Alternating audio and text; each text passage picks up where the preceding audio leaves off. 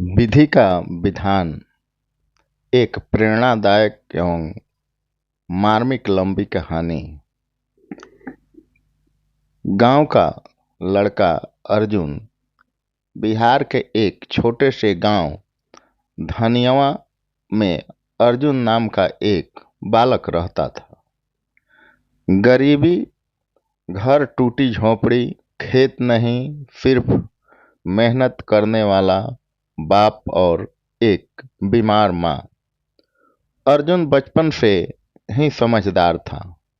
वो हमेशा कहता, बाबा हमारे भाग्य में कुछ बड़ा लिखा था, हम जरूर कुछ बनकर दिखाएंगे। लेकिन गांव के लोग मजाक उड़ाते थे।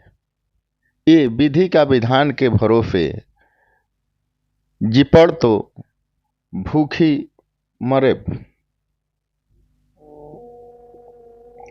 अर्जुन दिन में स्कूल जाता, रात में ढिबरी के नीचे पढ़ता और सुबह अखबार बांटता।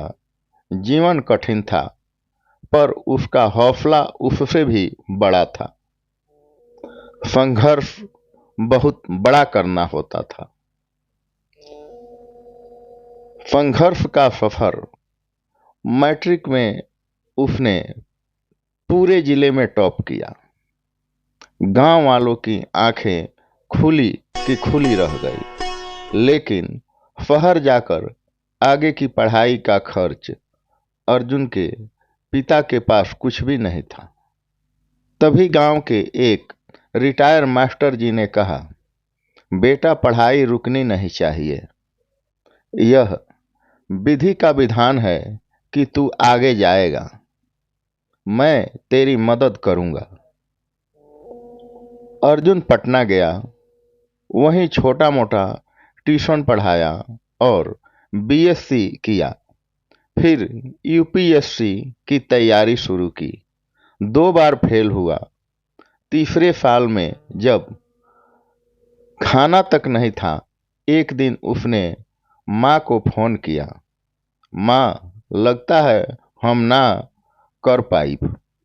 माँ बोली, बेटा मेहनत ईश्वर के विधान का मोड़ शक्ति है, तू हार मत मान। विधि का चमत्कार हुआ। तीसरी बार अर्जुन का यूपीएससी में चयन हो गया, आईएएस बना।